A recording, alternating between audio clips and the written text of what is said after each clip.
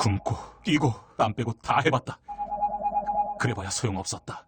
다이어트는 결국 먹는 게 문제다! 동결건조 채소와 곡물, 단백질, 그리고 효소와 비타민, 미네랄로 만든 다이어트 전용 그린 스무디로 하루 한두 끼만 바꿔 드세요. 검색창에서 비타샵을 검색해주세요. 야, 이 부장! 네가 부장이면 땅이야? 왜?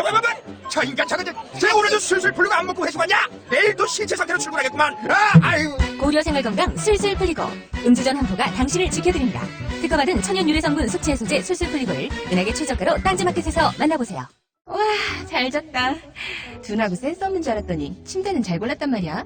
여보, 어제 온 소파도 너무 편하던데 소파는 어디 거야? 당연히 쇼엔이지.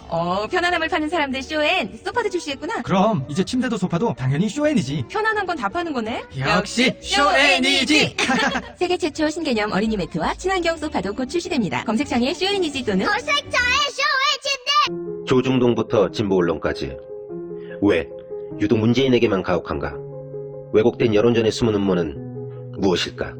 조기숙 정치학 박사가 밝히는 왕따 정치의 실체와 7가지 비밀.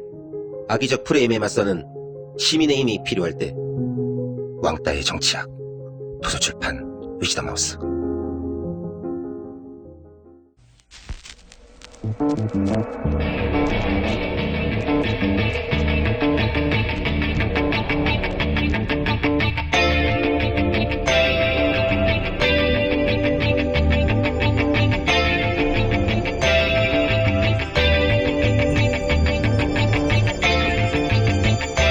안녕하세요, 김호준입니다.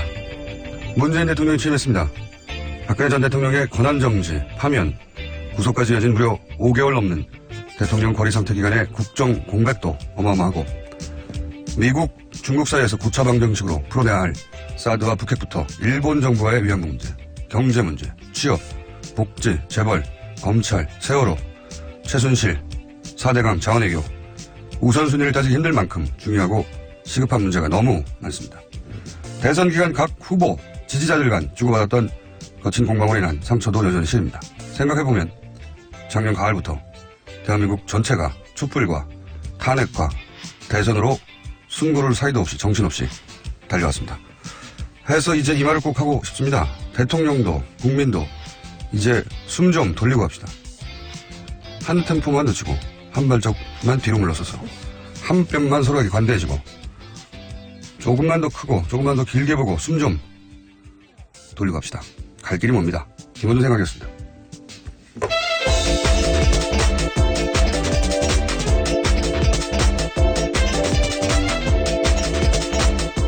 시사인의 김은지입니다. 네. 어제 문재인 대통령이 굉장히 바빴어요, 보니까. 일정이 많았습니다. 네. 엄청 바쁘더라고요. 네. 우선 이제 취임식도 했고요. 네. 초간단했죠? 네, 국회에서 정말 간단하게 했는데 이례적으로 300명 자리밖에 만들지 않았었고요. 또 예산도 딱히 들지 않았다고 합니다. 예산이 뭐 들 게 없더라고요, 보니까. 네, 박근혜 전 대통령 취임식 때 30억 넘게 들었다고 하던데요. 비교가 되죠. 뭐 돈의 문제이기도 하지만 지금 뭐 취임식을 따로 준비하고 할 겨를도 없고요. 네. 굉장히 간소하고 담백하게 그냥 끝났어요. 네. 본인 성격도 그래요. 아마 정식으로 취임식을 했더라도 네. 그렇게 크고 화려한 취임식은 아니었을 텐데 취임식으로는 아마 앞으로 보기 힘들 정도로 초간단. 네, 시민들과 셀카 같은 것들도 찍고요. 네. 굉장히 이례적인 상황들이 많이 보였습니다. 이제 앞으로 이제 5월에 그럼 대선이 계속 있느냐 이렇게 궁금하신 분들 많던데 3월인 거죠. 네, 인수위 기간이 있기 때문입니다. 네, 3월에 앞으로는 이제 대선이 있는 겁니다. 네. 그러면 선거운동 기간은 한겨울이 되는 거죠. 네, 굉장히 추울 때죠. 뭐 그런 일은 없어야겠지만 혹시라도 다음에 탄핵될 대통령은 가능하면 없어야죠. 여름에 좀 부탁드립니다. 없어야 합니다. 네. 한겨울에 이제 꽁꽁 손이 원 채로 요새도 해야 되고 지지자들도 예, 얼음판, 빙판으로 나가야 된다는 거냐. 그렇습니다. 여하간 앞으로는 3월에 있게 되는 겁니다. 대선은. 개헌이 있거나 또는 탄핵이 있지 않은 앞으로는 3월 대선이 됩니다. 자, 그리고 이제 눈에 띄었던 것은 경제기득 후보들 중에는 유승민 후보가 취임식에 자리를 했어요. 예. 네, 악수하는 모습 보였습니다. 다른 후보들은 아마도 일부러 이제 피해주는 게 예의다 이렇게 생각하신 분들도 있고 또는 오고 싶지 않았던 분들도 있을 수도 있죠. 근데 이유가 뭐였든지 간에 본인이 앞으로 계속 정치를 할 거면 유승민 이제 의원이라고 불러야겠네요. 유승민 의원처럼 오는 게 좋지 않았을까 하는 생각을 했어요, 보면서. 네, 승복하는 모습을 보여줬다라는 이미지를 남겼습니다. 그것도 그렇지만 이제, 뭐 진심은 어떤지 본인 마음에 들어가 봐야겠지만, 축하한다는 뭐 그런, 그래서 호감도 상승한 것으로, 전반적으로. 자, 어제 뭐, 취임, 연설도 있었는데, 못 들으신 분들 위해서 저희가 초압축 버전으로 잠깐 들려드리겠습니다. 저는 감히 약속드립니다.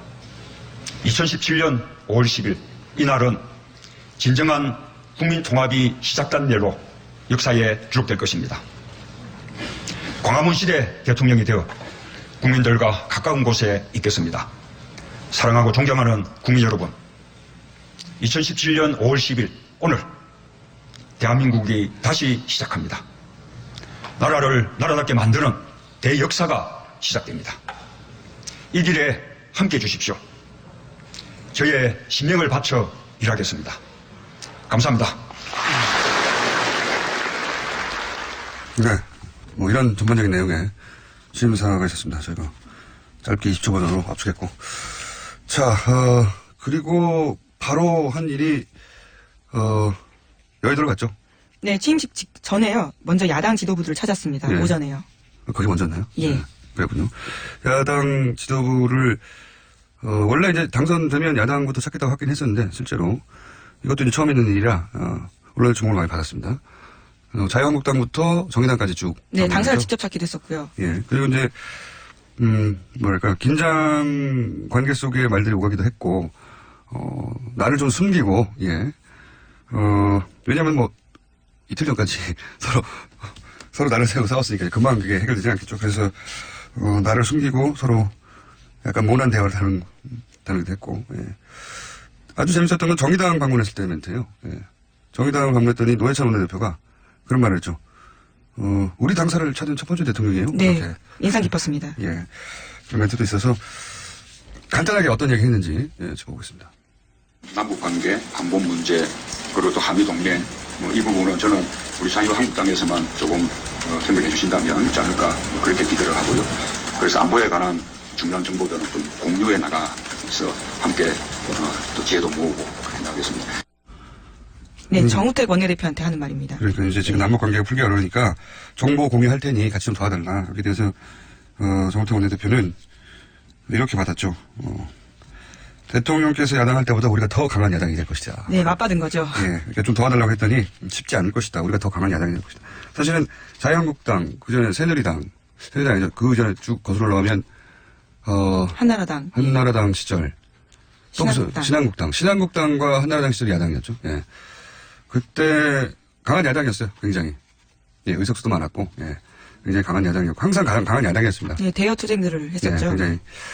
이런 주요 멘트는 이거였고요. 예, 그 다음은 의석수에 따라서 이제 국민의당 방문을 했습니다. 무슨 얘기를 했는지 먼저 들어보시죠. 우리 더불어민주당과 국민의당은 지금 우리가 다른 길을 걷고 있지만 그냥 뿌리는 같은 정당이기 때문에 조금 더 특별한 그 협력을 바라지 않습니다. 오늘 문모입니다. 예, 아주 듣기 좋은 말씀이고 아주 감사드립니다. 예. 네, 박지원 원내대표한테 한 말입니다. 네, 문모닝당. 왜냐면요, 박지원 원내대표가 먼저 모두 발언을 했는데 그때 시작하는 말이 오늘 아침에는 굿모닝으로 하겠다 이렇게 이야기했거든요. 이제 어제까지는 문모닝이었지만 오늘 굿모닝으로 하겠다. 했더니 이제 그걸 받아서 예, 문모닝당. 예. 이게 날이 선 거예요, 서로 아직. 이 대화, 국민의당과의 대화가 가장 긴장감이 넘쳤어요. 많은 기자들이 관심을 모으기도 했고요. 그리고 이제 박지원 대표나 주승용 원내대표도 얼굴을 맞추지 않으려고. 예. 감정 처리가 아직 안 되는 상태인 거죠. 예. 뭐, 좀 더 이렇게 유연하게 했으면 훨씬 더, 뭐랄까, 더 강하게 보였을 텐데, 하여튼 이 장면은 나중에 계속 화제가 될 것 같아요. 두고두고. 예. 문인당. 바른정당도 물론 갔습니다. 예, 바른정당. 예, 연이어서 갔죠. 네, 들어보겠습니다. 우리 경제 위기뿐만 아니라 안보 위기, 특히 한미동맹 더 튼튼히 하면서 또 남북관계도 제대로 풀어나가야 되는 그런 부분들에 대해서 특히 우리 바른정당에서 협력해 주신다면 훨씬 더 우리가 어려움을 헤쳐나가는데 큰 힘이 되지 않을까 그렇게 생각하고. 보수정당은 이제 남북 문제 풀 때 좀 도와달라는 말을 공통적으로. 네, 주호영 원내대표한테 한 말입니다. 네. 오히려 이제 바른정당은 좀 허기했습니다. 네. 탄핵에 대해서 이야기하면서 입장이 같았다라는 네. 식의 이야기를 한 거죠. 바른정당이 오히려 국민의당이나 자유한국당보다는 분위기가 좋았다. 네. 그래서 특별히 저희가 짚을 대화는 없고요. 자, 그리고 그다음 정의당 잠깐 보겠습니다. 그 심상정 후보와는 어젯밤에 서로 축하와 위로를 나누는 그런 통화를 했습니다. 저는 정의당이 이번에 뜻은 이루지는 못했지만 그러나 정의당의 어떤 가치, 정책 지향 이런 것을 국민들에게 알리는 데는 저는 충분히 성공했다고 생각하고. 자, 그랬더니 이제 당사를 찾은 첫 번째 대통령 얘기 나왔던 거고요. 네, 노회찬 원내대표한테 한 말인데 노회찬 원내대표도 화답을 하면서 야당 정치인과 소주 한잔하는 대통령 모습 보고 싶다라는 식의 일종의 제안을 했습니다. 자, 근데 제가 보니까 토론회 때부터 훨씬 말을 잘하더라고요. 조금 더 편안해진 상태이기 예. 때문으로 짐작되는데요. 토론회 때 그렇게 했으면 좀 더 표 얻었죠. 자, 그리고 나서 이제 인선 발표하고, 특이한점은 인선을, 대통령 본인이, 기자회견 하면서. 네, 직접 했습니다. 예, 그래서 대본 없이 기자회견하고 질문을 하라고 했더니 이제, 초안실 기자들 질문이 준비가 안 돼가지고 질문이 없었어요.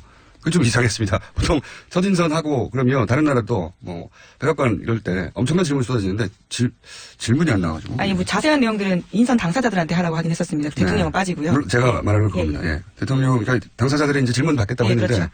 질문이 없었어요. 자, 인선으로는 뭐 국무총리 후보자, 대통령 비서실장, 그리고 국정원장, 내정자 그렇게 발표됐고. 경호실장도 발표했습니다. 네, 경호실장도. 네.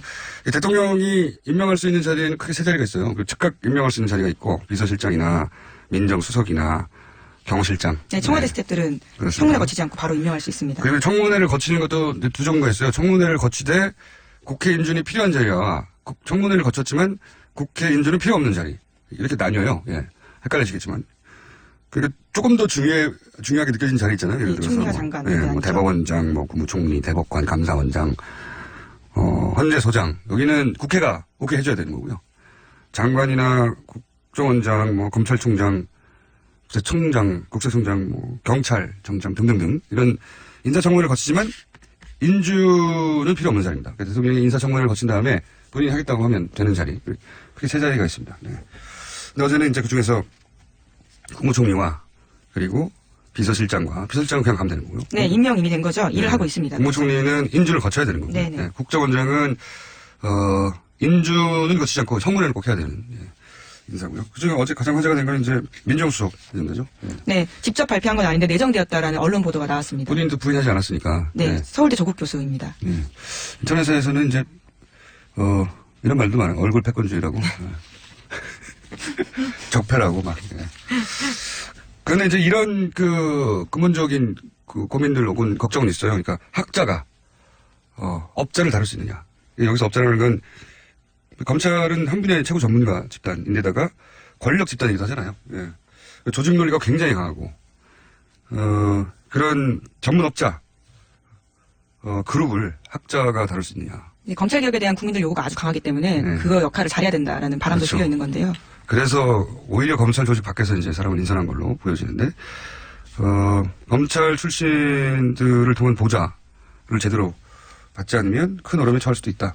이것은 이제 검찰 출신들의 이야기입니다. 예. 네, 사정기관 장악해야 되기 때문에 이제까지 그런 논리로서 쭉 검찰 출신들이 해왔었는데 그런 개혁의 방향은 맞지 않았던 이번에는 거죠. 이제 그 조직을 장악한다기보다는 그 조직을 좀 바꿔보겠다고 그렇죠. 아예 내부 인사는 그 일을 못할 테니 오히려 외부 인사를 데려온 것인데 그렇지만 역시 학자가 업자를 다룰 수 있겠느냐. 어쩌면 이 임무만 하고 조국 교수는 빠질 수도 있죠. 네, 그럴 수도 있을 수 있습니다. 많은 기대와 우려가 동시에 교차하는 자리고 국정원장에 대해서는 말들이 없어요. 굉장히 적임자다 하는 얘기가 많습니다. 네, 이미 국정원 3차장을 지낸 바가 있습니다. 네, 그리고 이제 남북 문제가 굉장히 지금 꼬여 있는데 제가 알기로는 김정일 당시 국방위원장을 가장 많이 만난 남한 사람이요. 네, 그렇게 알려져 있습니다. 예. 실제 2000년 당시 이제 김대중 전 대통령의 정상회담도 준비했었고, 예.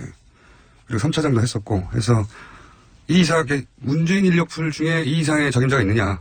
그래서 아무 말이 뒷말이 없는 적합한 인사였다고 평가를 받고. 네, 또 국정개혁에 대한 요구도 굉장히 크잖아요. 네, 그러다 보니까요, 국정개혁 약속하는 후보자에 대한 기대도 큽니다. 예. 그래서 저기는 보통 하마평 여러 갈래로 나오는데 이 국정원장에 대해서 말들이 없습니다. 잘 됐다고 다들. 그리고 이제 경호실장은 이제 노무현 전 대통령 마지막 경호 원이다. 네, 이렇게 봉화마을에까지 있었죠. 자전거 같이 타고 다니던 네, 유명한 사진입니다. 양말입니다. 네. 그런 인사들이 이제 이루어졌고요. 자, 그리고 다른 당 사정도 잠깐 짚어볼까요? 네. 네, 홍준표 전 후보 전 지사는요, 어제 자신의 SNS를 통해서 자유대한민국을 위해 할 일이 남아있다. 세상이 다시 부를 때까지 기다리겠다. 이렇게 남겼습니다. 당 안팎에서는 홍 후보가 당권 도전 시사했다라는 해석도 나옵니다. 자유한국당의 홍준표 후보는 사실은 당의 지원을 적극적으로 받지 못했죠. 실제. 개인기로 거기까지 간 것이고. 예. 그리고 이제 계보가 없고, 실제 새가 없고, 본인의 계보라고 할 만한 현직 국회의원이 사실상 전무합니다. 그런 대선 후보도 처음이었는데, 사실상 자신의 계보가 전혀 없는 대선 후보로, 2위까지 하긴 했는데, 이제는 이제 대선이 끝났으니까요. 당권을 누가 잡냐 가지고, 큰 계보 간의 격돌이 있을 것이고, 홍준표 후보는 혼자 또다시 이제 당권에 도전해서, 당권을 잡아보겠다. 뭐 이런 구상인 것 같습니다. 네. 네, 우선은 한 달 정도는 미국에 있다 올 거다라고 합니다. 한 달이면 그냥 국내에 계셔도 되는데. 네. 예, 당대표 선거가 6월이나 7월 정도에 예상되어 있거든요. 네. 만약에 이제 귀국하면 저희가 인터뷰 한번 추진해서 전혀 다른 각도에서 인터뷰 한번 해보겠습니다. 자, 그리고 안철수 이제는 뭐라고 해야 되나요? 전 의원. 예. 네, 전 의원도 입장을 냈습니다. 네, 어제 국민의당에서 선대위 해단식을 하면서 나온 메시지인데 안철수 전 의원은 당분간 휴식 취하겠다고 하면서도 좌절하지 않겠다라고 말했습니다. 재기 의사 밝힌 겁니다. 네, 삼수를 하겠다는 거죠. 네, 확실하게.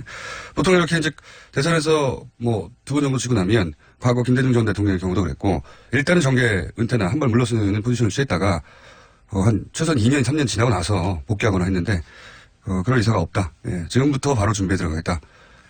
그런 메시지인 것 같습니다. 네. 이제 본인의 의지는 그런데 안철수 전 의원이 문재인의 길을 갈 것인지 문국현의 길을 갈 것인지 이제 앞으로 본인 하기 나름이겠죠. 갈림길에 서 있는 것 같고요. 만약에 이제 삼수를 한다면 앞으로 많은 이야기 기회가 있겠지만 자신이 있는 걸 가지고 승부하는 게 좋겠다 그런 생각이 들었어요. 저는 이 메시지를 보면서 자신한테 부족하기 때문에 혹은 없는 것을 있는 것처럼 연기하거나 노력해서 커버하는 것으로는 그 전략을 수용해야 되지 않을까. 아주 간단한 여러 목소리도 그냥 본인 목소리를 하는 게 낫다. 저는 그거가 목소리로 상징되는 그냥 애초에 본인이 가진 것으로 승부하고 그걸 업그레이드하는 게 낫지 않겠나. 그런 생각을 이 메시지를 보면서 했고요. 자, 한두 가지 정도 뉴스 더 짚어볼 수 있을 것 같습니다. 네, 어제 세월호에서요. 사람의 뼈로 추정되는 뼈가 2점 나왔습니다. 그렇군요. 세월호에 관련된 대선 막바지에 많은 분들이 잊고 있었는데 세월호 관련 뉴스도 앞으로 계속 저희가 짚어드리기로 하겠고요. 추가 수습 기대하게 되는 상황인 거죠. 네, 아직은 그 뼈가 누구의 뼈인지 네, 한 달 정도 걸린다고 합니다. 네, 아직 DNA 분석하고요. 미술자하고 미술자의 뼈인지 아닌지는 전혀 확인되지 않은 상태로 예, 뼈 2점이 추가적으로 발견됐고 아주 오래 걸릴 것 같아요. 생각보다. 예, 인양만 하면 금방 될 줄 알았는데 지금 속도라면 몇 개월이 걸릴 수도 있을 것 같습니다. 네. 자, 하나 정도 짧게 짚고 끝낼 수 있을 것 같습니다. 네, 이제 표 분석이 본격적으로 되고 있는데 네. 문재인 대통령이 강남 3구에서도 첫 승리했다고 합니다. 그러니까 서울 25개 자치구에서 모두 이겼다라는 거죠. 그건 처음 있는 일이네요. 예. 진보 보수 무관한 게 대부분 이제 강남은 보수에서 항상 점령하고 나머지 지역은 야권 후보가 가져가고 서울 지역은 특히 그랬었는데 이번에는 전 지구가 다. 요 분석은 저희가 오늘은 뭐 간단하게 언급만 하고요. 요 분석은 전국을 가지고 앞으로 분석이 나올 테니까 차근차근 짚어보기로 하겠습니다. 지금까지 시사인의 김은지였습니다. 감사합니다. 골반 잡자 바로 잡자 바디로직 허리 통증 바로 잡자 바디로직 몸매 교정 바로 잡자 바디로직 자세가 좋아지는 골반 교정 타이즈 바디로직 검색창에 골반 교정 바디로직 삐딱한 남성 골반 허리에도 역시 바디로직입니다. 바디로직의 효과를 못 느끼셨다면 100% 환불해드립니다. 자세한 환불 조건은 홈페이지를 참조하세요. 아무도 묻지도 따지지도 않고 가입하셨다고요? 보험은 너무 어려워요. 걱정 마십시오. 마이보험 체크가 도와드립니다. 1800-7917 마이보험 체크로 지금 전화주세요. 1800-7917 이미 가입한 보험이나 신규 보험도 가장 좋은 조건을 체크해서 찾아드립니다. 인터넷 한글 주소 마이보험.com 또는 카카오톡에서 아이디 검색 마이보험을 친구 추가하여 상담하실 수 있습니다. 모닝똥? 자긴 사치였죠. 내가 토끼인지 토끼똥이 나인지 내가 변을 본 것인지 변을 당한 것인지 나는 바나나이고 싶다. 간혹 구렁이이고도 싶다. 아 큰일 났네. 이거 이러면 다 죽어. 미궁 장사랑 빅동의 추억 미궁 장사랑이 찾아드립니다. 혈중 콜레스테롤 개선과 배변 활동에 도움을 주는 건강기능식품입니다. 검색창에 미궁 장사랑.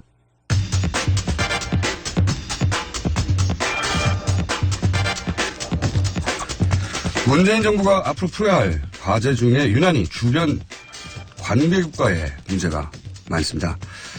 그래서 오늘은 저희가 문재인 정부가 주변 관계국가 풀어야 할 문제, 이 문제를 각국에서는 어떻게 바라보고 있는지, 그 각국의 반응은 어떤지 미국, 중국, 일본 차례로 짚어보겠습니다. 먼저 미국의 노정민 통신원 전화 연결되겠습니다. 안녕하세요. 네, 안녕하십니까. 미국 워싱턴입니다. 반갑습니다. 오랜만에 뵙겠습니다. 네. 안 반가우신가 봐요? 아, 반갑습니다. 자, 어젯밤에 갑자기 문재인 대통령, 트럼프 대통령이 통화를 하고 뭐 정상회담이 당장 있을 것처럼 이런 뉴스가 나왔는데, 네. 예. 어떻게 다뤄지고 있는 뉴스는? 예. 예, 일단 그 미국 이곳 현지 시간으로 9시 30분이었습니다. 예, 트럼프 대통령이 먼저 문재인 대통령에게 전화를 걸었고요. 문재인 대통령의 당선을 축하했고, 또 한국과 미국은 아주 위대한 동맹이다, 뭐 이렇게 또 극찬하면서 문재인 대통령을 공식 초청하겠다 이런 의사도 밝혔거든요. 그러면서 앞으로 이제 북핵 문제라든지 한반도 안보 위기에 대해서 공조하고 협력하겠다. 그리고 미국의 고위 자문단이 한국을 방문할 수 있도록 하겠다. 뭐 이런 이야기까지 나왔습니다. 그만큼 또 한미동맹의 강화를 강조하는 그런 모습을 좀 보인 것 같고요.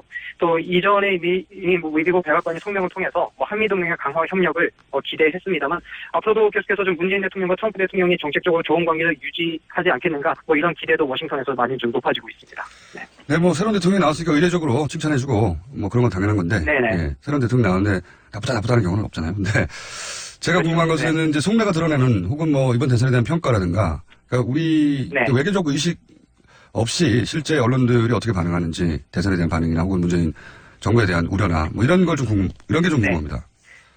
예, 아무래도 이제 미국 언론들이나 전문가는 이제 정부 입장하고는 조금 이제 다르게 약간 그렇죠. 좀 이제 디테일하게 좀 들어가서 이야기하고 있는데, 일단은 문재인 정부가 한미동맹에 과연 어떤 영향을 미치겠는가, 이제 그걸 예측하기 좀 바쁘거든요. 네. 특히 미국 언론들의 입장을 보면 지금 대북 정책과 관련해서 좀 아주 집요하게 이제 거론을 하고 있는데, 특히 문재인 정권의 그 대북 정책이 과연 그 미국 트럼프 행정부와 같이 갈 수 있겠느냐, 이것 때문에 그 양국 한미 관계에 좀 금이 가지 않겠냐 이런 관측을 많이 내놓고 있습니다. 그래서 오늘 또 제가 뭐 워싱턴에서 열린 한 또 그 토론회에 좀 제가 좀 다녀왔는데, 거기서도 좀 전문가들 사이에서 이런 우려를 많이 내놓고 있거든요. 특히 뭐 사드 배치 문제라든가 뭐 대북 정책이라든가 뭐 이런 부분에 대해서 좀 한미 관계에 있어서 좀 균열이 좀 생기지 않겠는가 이런 우려의 목소리도 사실 있습니다. 네. 미국 입장과 지금 문재인 정부의 입장은 사드에 대해서는 배치되니까요, 현재. 네. 네, 대선에 대한 평가는 어떻습니까? 그런 평가들도 나올 법한 특이한 대선이었기 때문에. 예. 그 사실 이번에 그 문재인 대통령이 어떻게 승리했다고 보느냐, 뭐 이런 질문들이 좀 많이 나오는데, 제가 오늘도 그 전문가들하고 이야기를 좀 나눠보니까, 이제 아무래도 이제 새로운 변화와 개혁을 요구하는, 어떤 그 국민의 열망에, 이제 문재인 대통령이 이제 등장했다, 이런 이야기도 있지만 사실, 그 보수 세력의 어떤 그 분열, 또 보수 세력이 힘을 많이 잃은 점도 사실 문재인 정권이 탄생하는데 많이 좀, 긍정적인 작용을 했다, 뭐 이런 평가가 좀 있더라고요. 그러면서 미국 언론들은 아무래도 이제 그 한국 민주주의에 대해서 좀 높게 평가하는 그런 분위기도 있었는데, 사실 촛불 집회 때부터 좀 한국의 정치 상황을 좀 많이 봐왔거든요. 근데 사실 이제 평화적으로 이렇게 7개월 정도 혼란 기간을 거치면서도 평화적으로 이렇게 정권 교체를 이뤄낸 한국의 어떤 민주주의에 대해서 좀 많이 극찬하는 그런 기사들도 쉽게 볼 수가 있습니다. 네. 저희가 이제 어제 그런 생각을 했었었는데, 제가 교과서로 보던 소위 이제 프랑스 혁명인이 이런 이야기들, 민주주의를 뭐랄까요, 태동시키고 발전시키고 하는 게 다 서구의 몫이었기 때문에 항상 서구의 사례를 들고 그렇게 배워왔는데, 이번 사례는 서구가 참고할 만한 모델이 될 거라고 저는 생각해서, 그 미국 언론의, 그러니까 문재인 대통령 당선에 대한 얘기 말고 이 과정에 대한 얘기를 어떻게 평가하는지 궁금해서 여쭤본 거거든요. 예, 그 사실 워싱턴 포스트에서도 그런 이야기를 집중 조명했는데, 예, 한국의 어떤 그 민주주의에 대해서, 사실 이제 민주주의가 많이 좀 죽었다라고 이야기하지만, 이번 한국의 사례가 어떤 민주주의가 좀 잘 이렇게 좀 정착되고 또 이렇게 진보하고 있다는 걸 보여주는 사례가 됐다. 이렇게 소개를 하기도 해서 좀 많은 사람들이 좀 관심을 가졌던 것 같습니다. 네. 그렇군요. 이 트럼프 대통령이 뭐 위대한 동맹이다 이런 얘기도 하고 공식 초청도 하고, 그러면서도 그 이전의 뉴스는 북한 정권과도 만날 수 있다. 그리고 북한 정권을 만난다면 그것은 명예로운 일이 될 것이다. 우리나라에서는 대선 기간이어서 민감해서 제대로 크게 보도가 안 됐는데, 굉장히 이례적인 단어. 미국 그러니까 북한 지도자를 만나는 것이 자기한테는 명예로운 일이다. 만난다면 명예로운 될 것이다. 이런 표현을 썼지 않습니까? 그러면은 미국과 북한이 이미 물밑으로 접촉이 이루어지고 있는 건가요? 어떻게 보고 있습니까? 현지 언론에서는? 글쎄 그렇잖아도 지금 노르웨이 오슬로에서 북한 관리하고 그다음에 미국의 전문가들 전직 관리들이 이제 만났잖아요. 네네. 근데 일단 미국 국무부에서는 사실 정부하고는 전혀 관련이 없다 그런 이야기를 하고 있지만 사실 이제 그 전직 관리들이나 전문가들이 만나고 나면 이제 그 뒷이야기나 북한의 의도를 사실 이제 미국 정부에 전달하거든요. 예. 그러니까 전혀 무관하다고라고는 볼 수 없지만 근데 이제 말씀하신 대로 지금 미국 행정부의 대북 정책 기조가 이제 2주 전에 나왔는데 예. 물론 이제 북한에 대해서 경제적 제재를 강화하면서도 북한과 협상의 문을 열어두겠다. 이것이 이제 트럼프 행정부의 대북 정책 기조입니다. 그러니까 많은 비난이 있지만 트럼프 대통령이 적절한 환경이 되면 김정은과 대화할 수 있다 이런 발언을 하고 있는데 어떻게 보면은 지금 그 문재인 대통령의 대북 정책과 또 그렇게 상반된다라고는 좀 볼 수가 없는 것 같아요. 왜냐하면 적절한 시기에 북한하고 대화를 할 수 있다라는 어떤 그런 의도는 같으니까요. 그래서 오늘 미국 내에서도 대화를 주장하는 인사들도 많은데 사실 오늘 제가 세미나에 다녔습니다만 한 가지 눈에 띄는 이야기가 이 많은 사람들과 언론들이 그 문재인 대통령의 대북 정책을 좀 잘못 이해하고 또 잘못 보도하고 있다 이런 이야기 하거든요. 어떤 의미에서? 그러니까 문재인 대통령이 그러니까 문재인 대통령이 무조건 북한을 퍼주고 북한을 지원하겠다라는 것이 아니라 한미동맹을 철저히 지키는 것을 바탕으로 해서 한반 비핵화를 이루는 과정 가운데 모든 평화적인 방법을 동원하겠다. 이런 의미니까 좀 오해하지 말아달라고 그런 이야기를 좀 미국 사람들에게 많이 좀 전하더라고요. 그래서 실제 미국 전문가들 사이에서도 아마 문재인 대통령이 좀 평화적인 방법을 많이 시도하지 않겠는가 이런 전망도 좀 나옵니다. 예. 사드 관련해서는 어떤 보도가 있습니까? 예. 사드는 일단 미국 측에서는 사드 배치에 대해서는 굉장히 필요하다라는 견해가 아주 우세한데요. 예. 그런데 미국 전문가들 사이나 미국 내에서는 이 사드 비용 문제에 관해서는 기존의 합의대로 한국이 지불할 필요가 없다라는 목소리가 더 많습니다. 근데 제가 좀 이렇게 뒷얘기를 좀 들어보면 사드 배치 비용에 관해서 아주 미국 내에서도 좀 정리가 잘 안 돼 있는 분위기다 이런 이야기를 좀 듣거든요. 그러니까 맥메스터 국방부 부장관이 재협상까지는 기존 협상이 유효하다 이런 말을 언론에서 했습니다만 이 발언 때문에 트럼프 대통령에게 혼났다 이런 이야기도 들리고요. 그러니까 그만큼 행정부 내에서도 좀 정리가 안 돼 있다 이런 이야기가 좀 들립니다. 그래서 문재인 대통령 취임식에서 사드 배치 관해서 미국과 다시 협의하겠다 이렇게 말했지만 미국 측에서는 일단 사드 배치 관해서는 지금 강력히 좀 양보할 수 없는 그런 입장이 더 많아서 이 문제 풀기에는 좀 쉽지 않겠다라는 분위기도 좀 느낄 수가 있습니다. 알겠습니다. 오늘은 전반적인 분위기 여기까지만 듣겠습니다. 다음에 한 번 더 모시겠습니다. 감사합니다. 네. 고맙습니다. 네, 지금까지 미국 노영민 통신원이었습니다. 이번엔 중국 가보겠습니다. 이재민 통신원, 안녕하세요. 안녕하십니까. 이재민입니다. 네, 죄송합니다. 이재민 통신원. 목소리 너무 좋으신. 네, 감사합니다. 자, 저도 이제 외신 보도 정리된 걸 봤는데, 중국이 이번 대선에 대해서 과거 우리 대선에 비하자면 굉장한 관심을 보이는 것 같더라고요.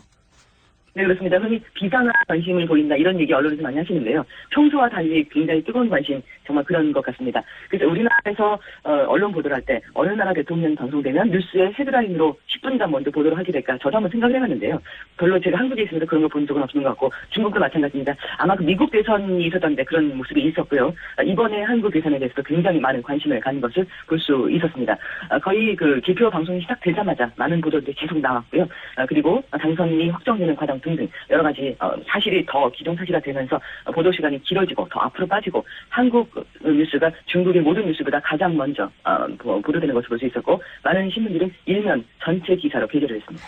그러니까 저도 이제 중국에 계신 몇 분한테 들었는데 이런 일은 처음이라고 우리나라 개표 상황을 중국에서 실시간으로 중계하고 그런다고 이런 일이 없었는데 그만큼 이제 아마도 사드 관련해서 최근에 중국과 미국의 긴장 그리고 중국과 우리 경제 문제도 있고 사드 관련해서 사드 문제 때문에 관심이 커진 거 아닐까요? 네, 그렇습니다.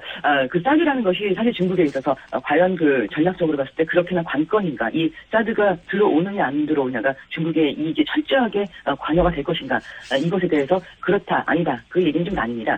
사드라는 것이 중국에서 봤을 때 사실 전략적인 의미도 있지만은 전체적으로 봤을 때 한국이 과연 미국 쪽으로 완전히 편향하지 않을 것인가를 보는 방향계 정도로 보는 의미도 상당히 있는데요. 이런 것 때문이라도 사드에 대한 그런 관심이 굉장히 극대화됐다고 할 수 있겠습니다. 일단 결론 먼저 보자면 굉장히 많은 그런 분석들이 나왔습니다. 일단 국회의원 당시에 가지고 가셨던 문재인 대통령의 태도, 어떤 사드에 대해서 했던 이야기들, 이것이 세세하게 보도가 되었는데요. 결론 먼저 말씀을 드리자면은 그럼에도 불구하고 아마 쉽게 사드에 대한 배치 처리를 결정하기는 정말 쉽지 않을 것이다. 이미 도착해 있고 그리고 이렇게 표현합니다. 한국에게 있어서 가장 중요한 것이 미국과의 관계일진데 이것을 강조를 하고 그런 관계 속에서 사드 배치 처리하는 것은 굉장히 문재인 대통령으로 힘든 결정이다. 쉽지 않을 것이다. 라고 얘기를 하고 있습니다. 중국의 전망도 중국이 이제 오랫동안 한국에 압력을 가해오긴 했지만 그렇다고 해서 문재인 정부가 사드를 철회한다거나 그런 결정 쉽게 나지는 않을 것이다. 그런 기대를 하고 있지는 않군요. 중국도. 기대는 어느 정도 하고 있기는 합니다만 과연 그럴 수 있을까? 뭐 이 정도의 생각 분위기들이 많이 느껴지고 있습니다. 그러면 문재인 정부를 바라보는 어떤 그러니까 사드 문제 외에 전반적인 분위기는 어떻습니까? 뭐 예를 들어서 우리가 트럼프 대통령이 당선되고 나서 트럼프 대통령의 당선 자체를 한편에서는 이게 굉장히 코미디 아니냐 이렇게 받아들이기도 했단 말이죠. 예. 뭐 지금은 네네. 그렇게 말할 수는 없는데 그때는 워낙 언론을 통해서 극단적인 인물로 묘사됐기 때문에 그 중국에서는 문재인 대통령에 대해서 어떤 식의 묘사나 어떻게 받아들이나요? 굉장히 쉽게 말하자면 좋은 사람이 됐다. 굉장히 환영할 만한 일이다. 이런 분위기가 굉장히 많습니다. 특히 그 시진핑 주석이 당선 발표 후에 바로 축전을 보냈고요. 이 축전 보내고 나서 이것을 외교부 대변인이 또 바로 발표하는 모습 볼 수 있었습니다. 중국의 전반적인 분위기 보면은 뭐 사회적으로 예전에 우리가 생각했던 공산당 감시 체제 이런 것이 막 이렇게 있진 않지만요. 주석이 일단 좋은 표현을 하고 나면 그 밑으로 전체 정보 체계 그 또 관련된 국민들 점수까지 굉장히 빠르게 움직이는 것을 볼 수 있습니다. 축전을 아주 빨리 보냈다라는 것은 좋은 시그널, 아주 한국과 잘 지내고 싶다는 시그널을 보냈다고 할 수 있는데요. 대화를 할 만한 좋은 대통령과 함께 이야기를 할 수 있게 되었다. 이런 등등의 표현이 중국 언론에 많이 나오고 있고요. 그는 늘 무척 진지하다라는 표현 등등이 많이 나오고 있습니다. 보통 그 대통령 당선되고 나면 평가하면서 그는 이런 면이 좋고 이런 면은 좀 아쉽다. 이런 양반된 그런 보도를 아무래도 하게 되는데요. 어제 봤던 보도에서 문재인 대통령에 대한 부정적인 보도, 걱정스러운 보도는 찾아보기가 어려웠습니다. 중국 입장에서는 환영할 만한 당선자다 이렇게 받아들였나 봅니다. 네. 진지하다는 맞죠. 예. 항상 진지하다. 저도 이제 그 몇 기사를 번역해서 번역을 봤는데 진지하다도 있지만 진지하게 상대해야 할 대통령이다. 뭐 이런 표현도 있더라고요. 예. 네, 그렇습니다. 그럼 굉장히 상대한 게 조심해야 될 인물이다 그런 식은 아니고요. 중국 영문을 봤을 때는 좋은 진지하게 잘 이야기를 나눌 만한 대화 상대이다. 뭐 이런 표현이었습니다. 알겠습니다. 경제 부분은 어떻습니까? 이제 사드 때문에 제재 조치를 중국에서는 아니라고 하지만 공식적으로는 아니라고 하지만 실제로는 많이 받고 있었지 않습니까? 변화가 있을까요? 네, 일단은 아까 제가 말씀드린 것처럼 이제 위에서 어떠한 태도를 보이느냐에 따라서 정말 그 밑으로 쭉 계속 연결이 되면서 태도들이 많이 바뀌게 되는데요. 어제 제가 저희 회사는 이제 그 중국의 한국 물건을 마케팅을 하는 그런 일을 하고 있습니다. 그러다 보니까 아무래도 이사도 국민이 영향을 받았었는데 축하한다는 전화, 메시지 이런 거 중국 분들한테 꽤 많이 받았습니다. 예, 문재인 대통령의 당선을 축하한다고 저한테 보내셔가지고 제가 그 어떤 그 당선을 누구를 지지한다고 표현을 한 적이 없었는데 왜 이렇게 표현을 할까 뭐 이런 생각을 할 정도였습니다. 앞으로 많이 개선이 될 것이라는 기대 섞인 전망들과 함께 아마 그런 연락을 하지 않았을까 싶은데요. 중국으로서도 바로 옆에 있는 나라 한국과 이렇게 껄끄럽고 불편하게 지내는 게 하나도 기쁜 일은 아니었고요. 경제적으로 좋고 또 사실 그 중국과 최근 둘러싼 그 주변 국가들하고 그렇게 사이가 좋은 나라가 많지가 않습니다. 이런 과정 중에서 중국도 사실은 한국과 관계를 개선을 뭔가 해야 되는데 어떤 그 실마리랄까 아니면 어떤 명분이랄까 이런 것이 상당히 필요하다가 마침 잘 됐다라고 굉장히 반가워하고 있는 그런 모습을 느낄 수 있습니다. 일단 중국 입장에서는 여러 후보들 중에서 중국 입장 기준으로 보자면 본인들과 대화하기 편하고 대화했을 때 결과가 나올 것 같은 그런 인상을 주는 당선자인가 봅니다. 중국 입장에서는 전반적으로 환영 분위기네요. 예. 네, 그리고 거기는 아마 그 남북관계 개선에 대한 기대도 포함이 되어 있는 듯 합니다.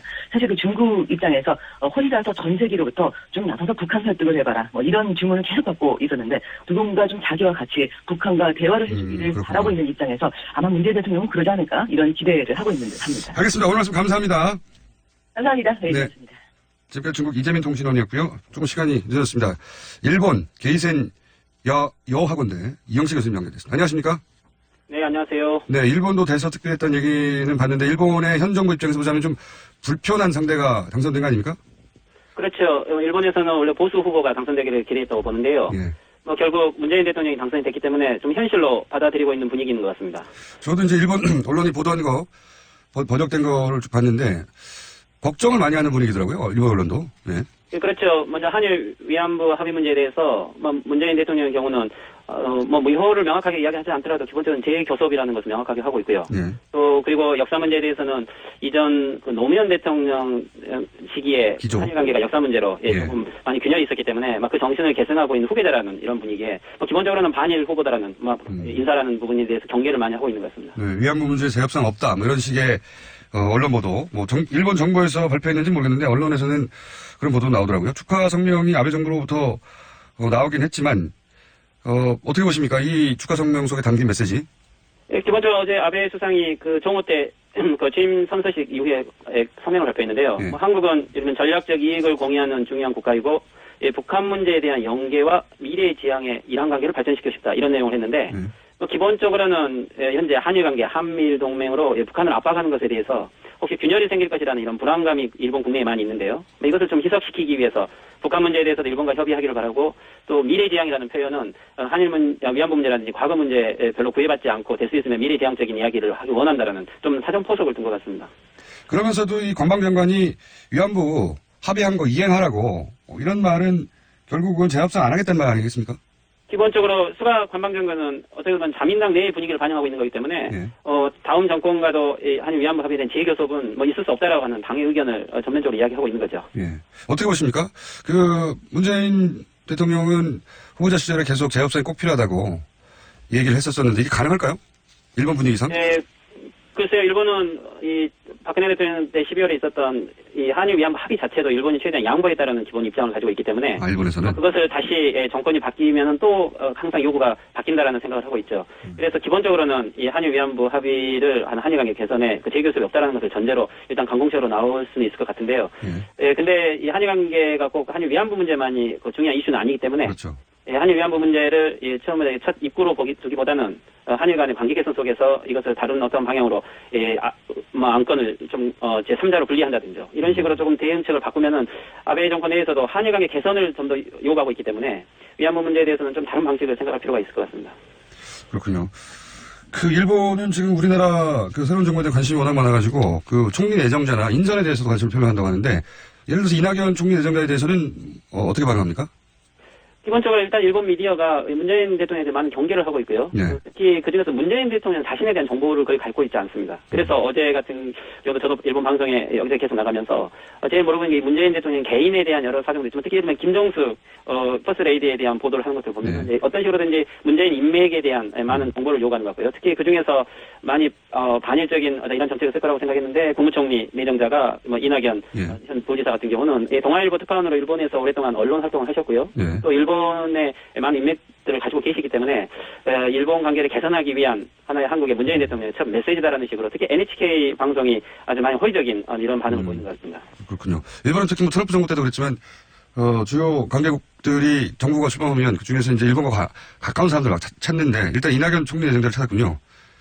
예, 그렇죠. 그리고 일단은 지금 현재 아베 내각 같은 경우는 대외 관계를 통해서 계속 이제 국내 문제를 많이 희석화시키고 있는 분위기죠. 그래서 조기 정상회담도 빨리 하겠다, 이런 것은 어쨌든 한일 관계에서 밀리지 않겠다는 의지를 보여주는 거고요. 그리고 특히 현재 국내 문제에 머리통화 학원 문제라든지 또는 현재 공모제죠. 테러를 방지하는 이유로 공모제 법안을 지금 다음 주에 가결을 해야 되는데 우리나라 테러 방지법과 비슷한 거죠. 그렇죠. 이것은 별로 여론이 좋지 않기 때문에 지금 한국과의 이 조기 정상회담이라든지 한중일 외교라든지 이런 걸 통해서 어떻게든지 이슈를 전환시키고 싶은 거죠. 그런데 문재인 대통령에 대해서는 거의 그 인맥 배경이 없기 때문에 어떤 형태로든지 문재인 대통령과 이 파이프를 만들려고 하는 이런 좀 열의를 가지고 있는 것 같습니다. 그렇군요. 관계망을 만들고 싶어 하는데 어쨌든 걱정을 하고 있다. 노무현 정부 시절에 또 독도 문제 때문에 긴장도 있었고, 위안부 문제도 재협상한다고 하니 일단 경계하는 분위기군요. 예, 그런데 이제 많은 이렇게 정보, 특히 미디어가 의외로 한국의 역시 박근혜 대통령 탄핵 이후에 한국이 많이 불안한 모습을 보여서 오히려 일본이 더 불안감을 느꼈는데 새로운 대통령이 되었기 때문에 어떻게 보면 한일 관계가 새롭게 다시 재설정될 수 있는 찬스다라고도 생각을 하고 있는 것 같고요. 그런 의미에서 미디어의 보도는 어떻게 보면 많이 경계와 반일과 또는 친북 인사라는 큰 경계를 하면서도 한국에 대한 새로운 가능성에 대한 모색도 하는 이런 분위기인 것 같습니다. 알겠습니다. 감사합니다. 예, 수고하십시오. 이영채 대세대학교. 김치는 맛있어야 한다. 아주 화끈하게 100% 국내산으로 16년 전통으로 햇섭 인증으로 화끈하게 맛있다. 화끈하게 통한다. 화통김치. 배추김치, 알짜김치, 총각김치, 깨들김치, 깍두기도 화통. 검색창에 화통김치. 아우 맛있어. 사장님 부르셨습니까? 최 부장. 아까 영어 실력 제법이던데 다시 봤어? 과찬이십니다. 아니야. 근데 자네도 서초동 비밀과에 받았다면서? 아니 그걸 어떻게... 정말 소문대로 한 번만 만나도 말문이 확 트이나? 역시 듣던 대로입니다. 10분 만에 터졌습니다. 김변의 박이사의 자네까지 나도 소개해주게. 당장. 16년간 은밀하게 진행됐던 서초동 비밀과에 이제 당신 차례입니다. 지금 바로 검색창에 스피킹 솔루션을 검색하세요. 새벽 2시에 깨어났나? 딱히 고민이 있어서 그런 건 아니다. 새벽 5시에 일어났나? 새벽 6. 아우, 이 인간이 잠도 못 자게 화장실을 들락거려! 남성 활력과 전립선 건강. 하루 한 알로도 충분합니다. 소팔메토, 옥타코사놀, 아연, 비타민 A, D, E까지 하루 영양 기준치 100%를 꽉 채운 메가셀 남자의 활력. 지금 바로 인터넷 검색창에 메가셀 남자의 활력을 검색해보세요. 한글도 남보다 빨리 깨치고 참 똑똑했는데 갈수록 실력이 뒤처지는 것 같아 걱정이에요. 혹시 초등학교 교과서 본 적 있어요? 어려운 어휘가 너무 많아요. 학교에서는 어휘 개념을 하나하나 설명해줄 시간이 정말 부족하잖아요. 그럼 어떡하죠? 내 아이의 어휘만큼은 내가 책임져야죠. 어휘 공부의 정석. 초등어휘 3천, 초등어휘 5천. 검색창에 초등어휘 3천을 쳐보세요.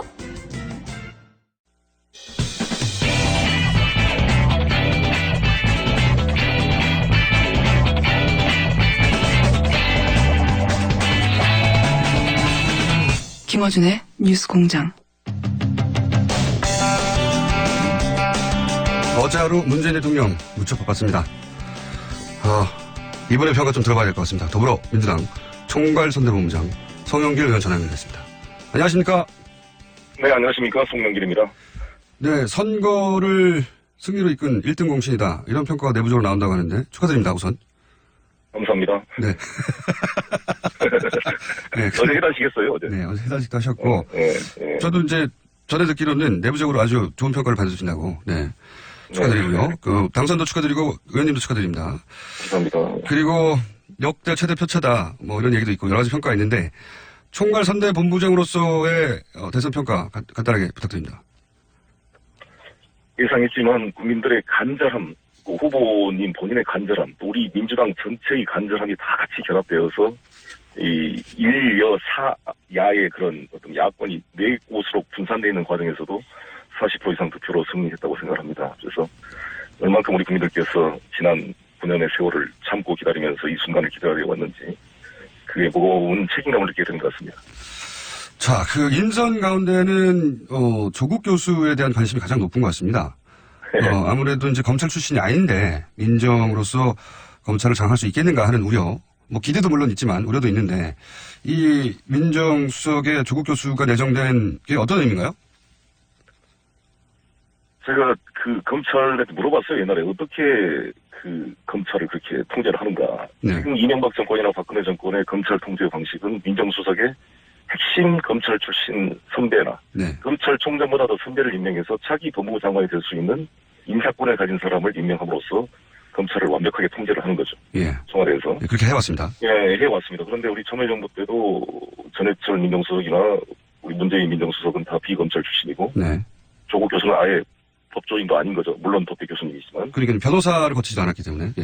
네네. 그래서 무슨 연수원 기수로 뭐 해가지고 소위 우리 말한 네트워크 연결된 분도 아닌데 한 것은 검찰 권력에 대한 통제를 하지 않겠다라는 어떤 의사의 그 실질적 표시가 아닌가 이렇게 생각합니다. 그 전통적인 방식으로는 검찰을 통제하지 않겠다. 예. 그렇습니다. 예.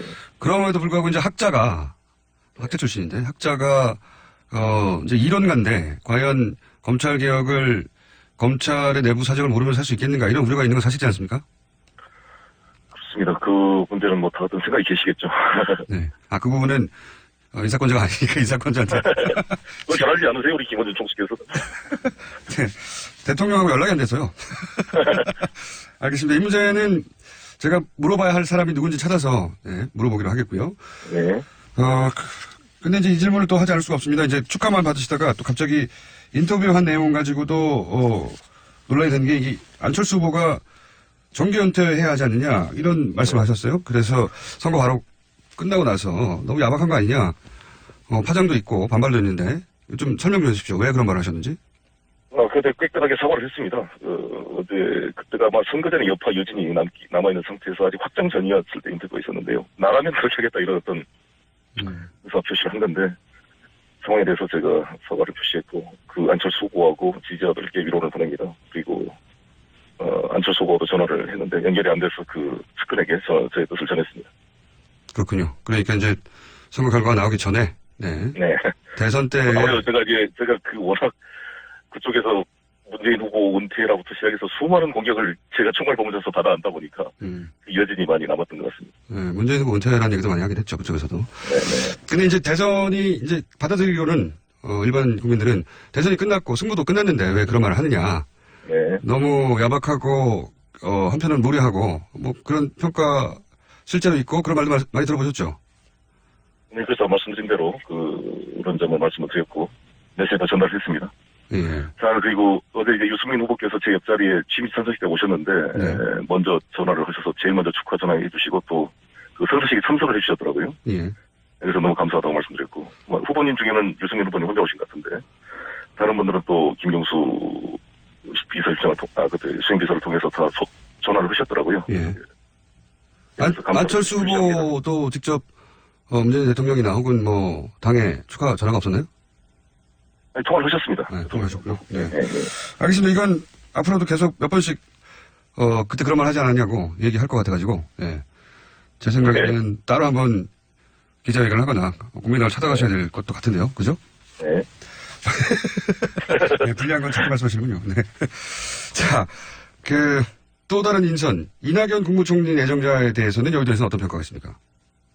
특히 그 국회 인사청문회부터, 야당의 힘을 보여주겠다는 정도의 자유한국당의 반응도 있거든요. 쉽게 통과할 수 있을까요?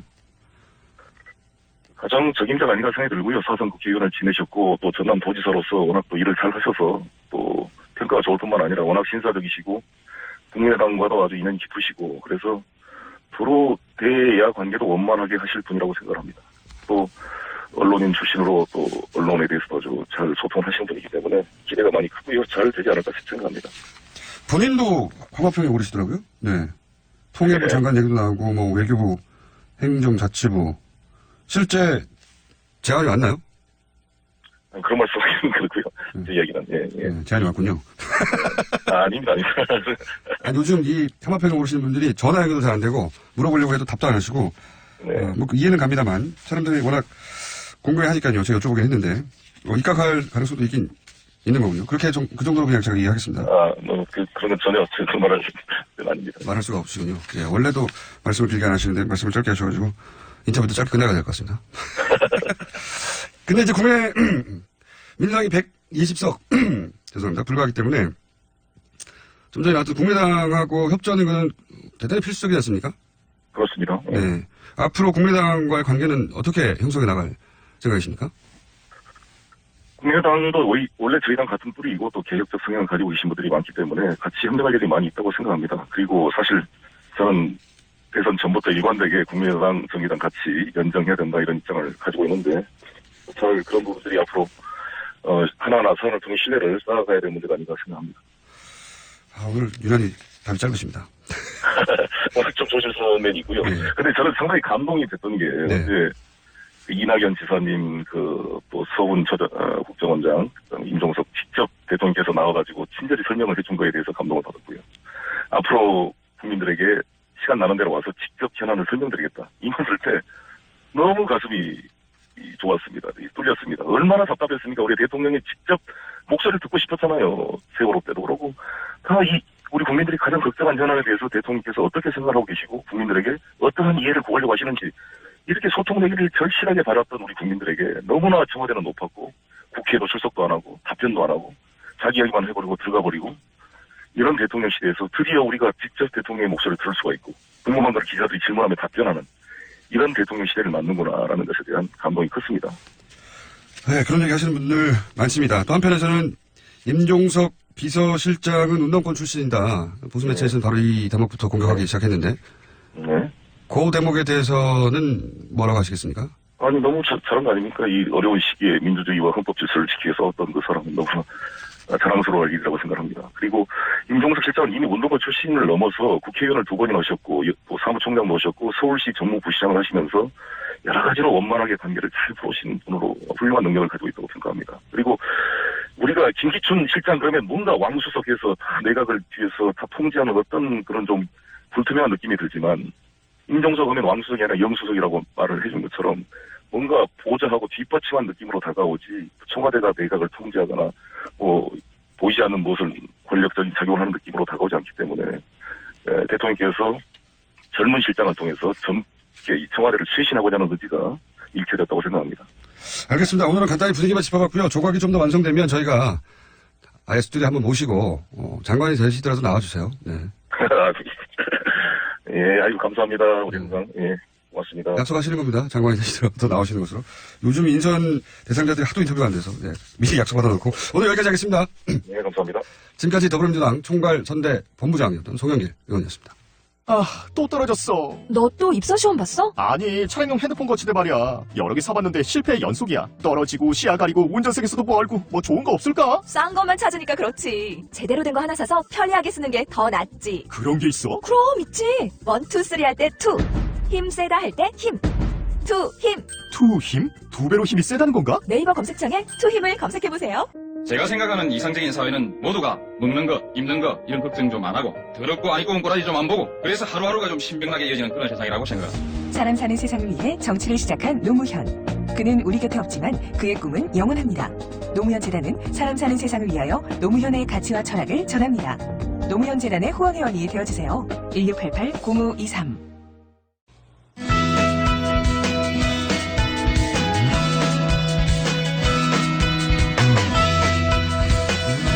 갑자기 이분 이름이 실시간 검색어에 올랐어요. 네. 그래서 급히 섭외했습니다. 유정아 전 KBS 아나운서. 안녕하십니까. 안녕하세요. 네. 오랜만입니다. 오랜만에 뵙겠습니다. 네. 네.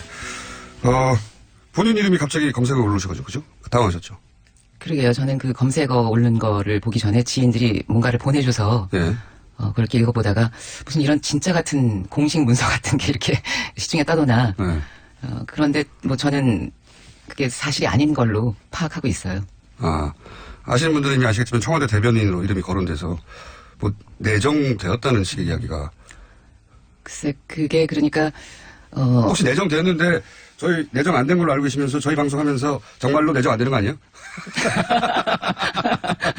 아니, 만약에 그것 때문에 저를 초대하셨다면은 저는 좀 죄송하게 된 거고요. 네. 사실 그 연락이 와야 그 다음에 그게 정말 되는 거가 아닌가 싶고요. 네. 제가 거짓말을 하는 사람이 아니라는 건 아시잖아요. 그렇죠. 거짓말 안 하십니다. 예. 예. 그런데 뭐 이렇게 어제 하루를 뭐 시달리면서 보내다가 생각을 해보니까 그래도 주변에서 이 사람이면 할만하다, 함직하다. 그러니까 그래도 그런 얘기가 떠드는 것이 아닌가. 나중에 만약에 그게 아니어서 무한해지는 것도 있겠지만 그렇게 좋게 생각하기로 했습니다. 그렇게 이제 거론되는 이유 중에 하나가 이제 이미 2012년에 당시 시민 캠프에서 대변인을 하셨기 때문에 그리고 이번 캠프에도 참여하셨고. 네. 2년이 굉장히 길잖아요. 5년여가 되는 거죠. 예. 네. 2012년에는 시민 캠프 대변인으로 적극 활동하셨고 이번에는 국민참여본부 수석, 이름들이 길어가지고 캠프가 하여튼 거기 참여하셨고. 네. 예. 본인 직책명도 다 못 외우시죠? 대부분 못 외우더라고요. 제가 뭐라 그랬냐면 이번에 그 여의도, 그 서여의도 그 지역에서 길을 지나면서 위원장님이라고 부르면 한 3-40명이 돌아볼 거다. 이런저런 직함들이 어쨌든 있었는데. 끝에 직접 본부장적으로 끝나는 직책을 가지셨는데 그러면은 청와대 대변인 후보로 언론에서 굉장히 많이 언급했는데 아니었군요. 예. 그러면 이제 인터뷰 끝내도록 하겠습니다. 나갈까요? 제가 이런 모멸감을 느낄 줄이야. 저희가 하도 이 한마평에 오르는 분들이 대부분 전화도 안 받고 인터뷰도 안 하고 그래서 이제 처음으로 인터뷰를 잡았다 했으나 아닌 것으로 밝혀진 겁니까? 죄송합니다. 정말 나갈까요? 더 이상 유정아 이름 검색하지 말기 마시고요. 아니라고 하셨으니까. 근데 이런 특징도 있어요. 제가 이제 문재인 그 이사장 노무현 전 이사장 시절부터 뵀는데 그리고 이분의 특징이 이 자리를 줄 테니까 이 일을 해달라 이런 말을 절대로 안 하는 분이에요. 그럼요. 저도 그렇게 일을 했고요. 절대 안 하는 분이고 또 영입 인사들도 대부분 뭐 예를 들어서 그 총선 때도 자 그럼 어디 지역구 혹은 어디 비례 뭐 어디 뭘 할 테니 이런 말을 단 한 사람에게도 하지 않아가지고 다들 나는 그러면 무엇을 해야 할까 스스로 고민하고 막. 예, 글쎄 저도 이번에 이제 캠프에서 일하면서 어떤 생각을 했냐면 이 순간이 아주 짧았기 때문에 나중에 많이 그리울 것 같다 그런 생각을 하면서 어떤 모습들이 보기 좋았냐면 지난 2012년에도 치과의사 하시다가 그 월급 의사를 두고 본인이 즐겁게 와서 이렇게 일하시는 분 다시 돌아가시면 되는 거잖아요. 이제 그런 분들의 아주 맑은 눈 같은 정말 그냥 적극적인 의지 같은 것들이 참 보기가 좋았는데 또 그렇지 않은 분들도 있죠. 그러니까 내가 이 이후에 어떤 일을 하게 될 것인가 그러면서 전전긍긍하고 뭐가 한번 이렇게 될 때마다 이게 본인의 입지가 달라지는 게 아닌가 그런 분들도 계셨지만 더 많은 분들이 저는 전자 쪽에 있었다고 보고요. 그러나 많은 것들이 좀 챙겨줘야 되고 그렇기도 하겠지만 저도 어느 순간 제가 이렇게 돌아보고 있으니까 그냥 뭐라도 하자. 내가 지금 이런 마음으로 지금 하고 있는 건데 뭐 그런 생각은 지금도 변함이 없습니다. 제가 이제 작년 4월 이제 총선에 유난히 많은 신인들이 영입됐고 그래서 그분들 대부분 인터뷰해봤는데 대부분 보통 이제 그 주요 인사들 영입할 때 자 그러면 당신 지역군 여기 혹은 비례 몇 번 이 정도 말들을 듣고 오거든요. 근데 그래요? 여의도의 관행처럼 되어 있는데 저도 들어본 적이 없는 말들이라서 그분들이 다 그런 말을 들어본 적이 없는 거예요. 저는 한 사람만 안 들은 줄, 당신만 못 들은 거 했더니 다른 인터뷰를 해봐도 다 못 들었어요. 그래서 진짜 당한 거라고 지금. 아마 그게 근데 문재인이라는 사람에 대한 어떤 그 믿음 같은 것, 그런 게 아닐까. 그 사람이라면 이 나라를 제대로 세워줄 것 같고, 바꿔줄 수 있을 것 같고, 거기에 그 사람이 나를 이렇게 알아봐줬다는 것에 대한 그런 만족? 그런 것들이 아닐까. 그래서 이제 낙선되면 다 백수 되는 거죠, 근데. 만족까지 하고. 본인도 2012년에 문재인 당시 후보 낙선되면서 사실상 백수로 했지요. 네, 방송하던 거는 뭐 그 순간 발표된 순간 그만하게 됐고요. 더욱 잔인했던 건 제가 한 일주일 정도 녹음을 해놨는데, 예. 그 위쪽의 간부가 KBS에서 이 일주일 동안도 목소리가 나가면 안 된다 싶어가지고 그 아나운서를 다른 친구를 해서 PD가 고생을 했던 게 참 미안하고요. 그래도 저는 그 이후에 방송은 그만뒀지만 어떻게 뭐 그만둔 게 연극을 하게 아니고 되고 네, 예, 네. 하고 싶었는데 안 써준 거죠. 제가 근데 그렇게 생각해보니까 방송 자체를 좋아했던 것 같지는 않아요. 근데 아무튼 하던 말을 계속하면 연극을 하기도 했고 또 올해는 할 게 영화를 찍기도 없으니까요. 했어요. 아니, 연극을 하시는 분들이야 새로운 가능성을 찾았어요. 예. 고마우세요. 그래서 5년 동안 참 많은 활동을 하셨죠. 개인적으로. 활동이요? 예. 연극도 하시고. 네네네. 예. 여러 가지 가능성을 모색했는데 연극 잘 안 되던가요? 연극을 한 6개월 정도 지방공연까지 했는데 예. 저는 이렇게 가만히 있으면 연락이 올 줄 알았는데 아무도 연락을 안 해서 제가 여배우라고 하고 다니다가 제가 배우인 걸 잊었습니다. 그런데 올해 다시 영화를 하나 찍었어요. 아, 그래요? 네. 독립영화를 찍었습니다. 독립영화요? 주인공으로. 그러니까 낙선 직후에 연극 좀 하셨고, 예, 그리고 최근에 영화 한 편 하셨고, 그 가운데 긴 시간 동안은 쉬셨고, 이렇게 오랫동안 좀 공적인 얘기를 하면 안 될까요? 공적인 얘기. 아니, 저희는 이제 청와대 대변인 되시는 줄 알고 오셨는데, 청와대 대변인 아니라고 하니까요. 그래도 대통령의 소통과 말에 대해서 이야기할 수 있을 것 같습니다. 그러니까 오랫동안 그렇게, 사실은 굉장히 실존적 결단이거든요. 직업적 전망을 완전히 버리고, 어떻게 될지 모르는데, 한 후보에게 던진 거잖아요. 그리고 나서 5년을 버틴 거잖아요. 그리고 다시 또 캠프에 들어가서 결국은, 당선되는 걸 지켜본 소감은 어떠세요? 남다를 것 같은데, 실제. 네, 제가 그때 그 문재인 보트 라이브라고 해서 하루 종일 저희 투표 동료 생방송을 하고 있었을 때 그 마지막 방송이었는데 오후였는데 옆에 박정 의원이 진행자로 나와 계셨고 김현 의원하고 함께 이렇게 있는데 그 역사적인 순간에 그 방송을 하면서 출구조사를 발표하고 그러다가 갑자기 눈물이 터졌어요. 그래서 박정 의원 나도 직업을 갖게 됐구나 이제. 박정 의원한테 진행을 좀 부탁하고 울고 있었더니 박정 의원이 오히려 비진행자가 저기 울지 마시고 이건 진행을 하셔야 된다고 저를 격려하시더라고요. 네. 그러니까요. 이제 직업을 갖게 됐구나 하고 눈물 쓰셨는데 그래서 다들 이제 여기 일자리 방송인가요? 다들 대변인 되는 줄 알았는데 대변인도 안 되시고. 아니 웃으면 안 되는데. 아니, 저희가 섭외는 그렇게 했는데 컨셉이 달라져가지고 놀래는 컨셉으로 다시. 만약에 대변인이 결과 안 되시면 저희 방송 같이 하시죠. 가끔 나오시고 연극에 대해서도 말씀하시고. 아침부터 많이 웃습니다 덕분에. 그 스피치 전문가시니까 그걸 한번 여쭤볼게요. 그러면 그 문재인 후보, 그러니까 첫 번째 후보 시절 그리고 나서는 계속해서 의원도 했다가 야인도 했다가 그리고 이번에도 후보가 돼서 토론회도 거치고 몇 번에 걸친 훨씬 더 강도 높은 지난번보다 스피치 전문가로서 이 업그레이드가 됐나요 실제? 문재인 대통령이? 사람의 그 말이라는 거는 뭐 살면서 조금씩 진화하는 것이라고 생각이 들고요. 결국은 그 진화를 하는 건 본인이 그러한 것들을 거쳐보고 자기 자신의 말하기를 이렇게 다시 한번 되돌아보면서 그게 나아지는 거라고 생각을 하는데요. 뭐 문 후보님이 이번에 문 대통령께서 이번에 경선 기간에 11번의 토론 그리고 이 본선 기간 동안에 5번의 토론 이런 것들을 통해서 하시면서 본인 스스로를 돌아보셨던 것 같고 많이 좋아지셨다고 생각이 들어요. 바람도 여전히 많이 뭐 쐈어요. 질문이나 상황을 아우르는 태도라든가 답할 것은 꼭 답하되 좀 불필요한 질문이거나 그 상황을 아우르지 못하는 그런 질문들은 비켜나갈 수 있는 그러한 것들도 넣으셨고. 회피 기술. 그게 회피 기술이라고 한다기보다는 말할 것은 말하고 말하지 않을 것은 안 할 수 있는 그러한 여유가 생기신 거고요. 네. 아, 그걸 또 같은 편에서는 여유로 보시는군요. 하지만 기본적으로는 저는 뭐 대통령이 되고 나서도 그 뭔가 변함이 있는 분은 저는 아니라고 생각이 들고요.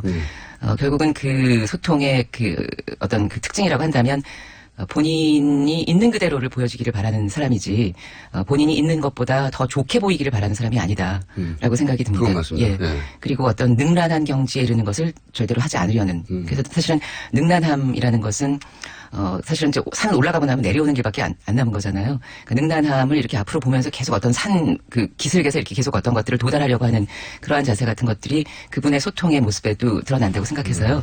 저는 뭐 그분의 소통이나 말에 대해서 여러 가지 얘기들이 있고 뭐 옆에서 지도를 하느냐 뭐 그런 질문들을 많이 했지만 조언을 드리지 않고 언제나 격려를 해드리는 편이었어요. 아, 그렇군요. 네. 예를 들면 사드 이런 거는 이 전문가가 옆에서 어떻게 해줄 수 없는 부분이죠. 사드. 어떤 부분들은 그 오랫동안 결국은 그 방언이라는 것은 어떤 그 조음점이라고 그래서 그 혀가 이 입안에서 위치하는 거, 뭐 이런저런 것들 때문에 오랫동안 가진 발음의 습관들인 거고, 어조라든가 뭐 액센트, 강세, 우리말로 강세가 있는 건데요. 사실은 숨겨진 그런 것들이 좀 다른 걸 방언이라고 하는데, 그 사실 우리 사드라고 쓰잖아요. 그 쓴 대로 읽는 사람한테 자꾸 뭐라 그러나 그 생각이 나중에 들었는데 그렇다고 그래서 쌀로 발음하시는 게 아니라 쌀은 살로 발음하는 그런 귀여움을 가지셨죠. 그런데 결국 그게 중요한 건 아니지 않은가. 아니, 스피치 전문가니까 혹시 전문가적 관점에서 교정이 불가능한 상태라든가 교정이 된다든가. 그것 자체를 고치는 것이 그렇게 의미 있지 않다라는 생각에 도달했어요. 그래서 아예 그런 시도도 안 하신 거군요. 그게 그렇게 중요한가. 예, 저도 그렇게 생각하게 됐습니다. 안 고쳐지니까요. 사람이 어떤 그 단어 하나하나에 자꾸만 이렇게 발음에 신경을 쓰다 보면 전체적인 맥락이나 중요한 것들을 잃는 것이 많잖아요. 맞습니다. 사실은 그 마지막으로 잃고 싶지 않은 그런 부분들이 문재인 대통령에게 늘 있고 그것이 더 중요한 것들이기 때문에 그러한 부분에 더 집중하시는 걸로. 왜 5년간 떠나셨어요? 뭐 모르겠어요. 저는 왜 올라 그러세요? 아니, 우는 건 아니고요. 글쎄 사실은 우리가 지난 몇 년 동안 말 같지 않은 말들에 너무 시달렸잖아요. 사실은 유창함이라는 게 저는 말의 기준을 말을 좋은 말과 나쁜 말을 가르는 좋은 기준이라고 생각하지는 않지만 그 유창하지도 않으면서 그런데도 불구하고 그것이 생각이 쫓아가지도 못하는 그런 말들에 우리가 많이 시달려 왔었고 이제 소통의 관점에서 보자면 하지만 그 문재인이라는 사람은 자신이 한 말에 대해서 분명히 책임을 지고 생각이 고이지 않으면 말하지 않는 그런 사람이라고 생각을 했기 때문에 아마 그런 관점에서 저는 그분이 계속해서 좋았고 나라를 통치하는 그런 지도자를 삼고 싶었기 때문이었지 않았을까 싶어요. 조금 전부터 김어준 씨가 너무 그 관심도가 떨어지는 눈동자로 저를 바라봐서 대변인 아니시라고 하니까. 예, 그래서 답변을 하기가 참 겸연쩍습니다. 관심을 가져주시죠. 제 발음도 도저히 가능합니까? 뭐 그다지 이렇게 고쳐야 될 게 보이지는 않아요. 발음 같은 것들은 다른 것들이 좀 정신 자세라든가 이런 거 재밌어합니다. 재밌어합니다. 아니 이제 남의 발음은 신경 쓸 때가 아니라 본인은 이제 직업적 전망을 고민하셔야 될 텐데. 제가 사실 이렇게 보기와 달리 뭔가 어떤 것을 목표로 삼고 그 목표를 향해 다가가는 그런 성격은 아닌 것 같아요. 그러니까 저는 제 앞에 펼쳐지는 어떤 일들이 다가오는 대로 닥치는 대로 그것 마음 내키는 대로 그렇게 살고 있는데요. 굶어 죽기 하겠습니까? 네. 저희가 오늘은 대변인 예정자로 초대를 했다가 구직자를 저희가 소개해드리고 다른 질문들은 다 안 하고 끝난 거예요. 예, 끝났습니다. 뭐 앞으로의 포부 그런 것도 대변인이 될 때만. 다른 질문은 다 대변인을 예정하고 저희가 질문하려고 했는데. 뭐 그렇진 않았어요. 제가 받아본 질문지는. 급속히 관심이 떨어진 관계로 진행자가. 아니, 제가 사실 유정아 아나운서, 전 아나운서 유정아 씨를 개인적으로 굉장히 좋아합니다. 좋아하고 방송도 잘하시고 스피치도 잘하시고 그리고 그렇지 않아도 이제 시간이 많으실 테니까 저희 방송과 어떻게 접점을 찾아볼까 하던 참이었어요. 진심으로 말씀하신 줄 알았더니 구직을 해주시는 거군요. 아니에요. 그리고 또 마침 그런 접점을 찾고 있었는데 대변인이 돼서 안 되실 거구나 하고 걱정했었는데 대변인이 안 되신다고 하니까 이제 접점을 계속 찾아보라고 하겠습니다. 네, 고맙습니다. 진짜로 대변인 되시는 거 아니에요, 근데? 이러다가? 글쎄요, 네. 본인이 결정할 수 없는 일이니까. 오늘 이렇게 하고 굉장히 재밌는 인터뷰였고요. 저희가 코너를 하나 만들든가 성대모사 코너라든가 스피치 코너 같은 거 만들어가지고 조만간 다시 뵙는 것으로. 가나요, 저? 많은 답변을 준비해 오신 것 같은데 그거는 대변인 되고 나서 하시고요. 오늘은 여기까지 하겠습니다. 지금까지 유정아 전 KBS 아나운서였습니다. 감사합니다. 네, 반갑습니다. 네.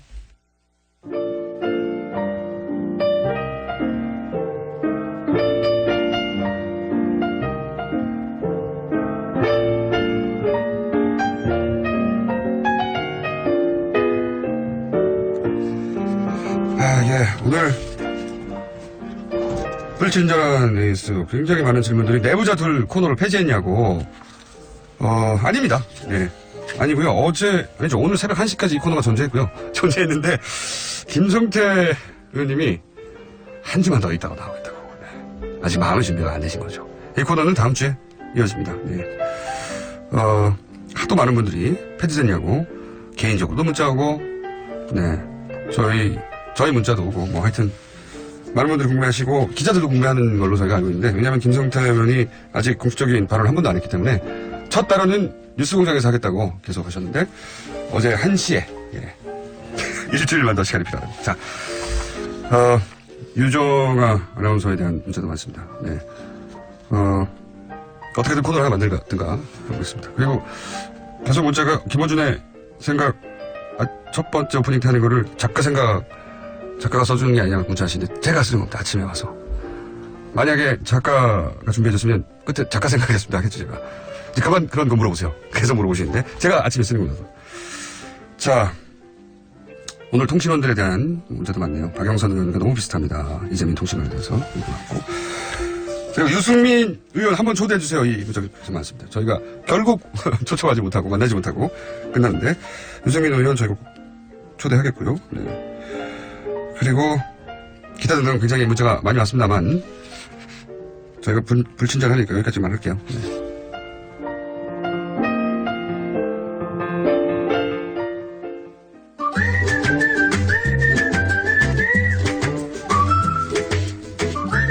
도시건축가 김진애 박사님 나오셨습니다. 안녕하십니까? 네, 안녕하세요. 네. 아주 차분해지셨어요? 아니, 제가 유정 안 하시고 굉장히 반갑기도 하고요. 오랜만에 뵀거든요. 네. 반갑기도 하고, 갑자기 약도 올리고 싶고. 그거야 뭐 원래 트레이드마크니까 그걸 뺄 수는 없죠. 그 자기의 그 시그니처 행동들이 다 있습니다. 말이든지 어떻든지. 근데 네. 총수는 특히 그게 아주 뭐, 총수가 아니고 공장장님은 아주 그게. 저는 이제 약 올리는 걸로 애정을 표현하거든요. 저는 절대로 약 올리면 안 나갑니다. 제가 약 올리면 상대한테 애정이 있는 겁니다. 그러니까 약이 저한테 애정이 없으시고. 그러니까. 이렇게 질투하실 줄이야. 지금의 기분이요. 네. 그러니까 어떤 농담도 받아들일 수 있는 이 여유감. 그래요? 네. 그 공기의 기운이 다른 거예요. 자, 저는 어제 취임식 보고 틀림없이 이번에는 취임 공간의 정책 이거 하실 거다. 무슨 지난주에 벌써 예고했는데 지난주에 분명히 예고를 했기 때문에 저거 했는데 유세 공간의 정책 했으니까 굉장히 재밌었어요. 네. 네. 그러니까는 이제 이번엔 취임 공간인데 어저께 공식적인 이름이 취임식이 아닌 거 아시죠?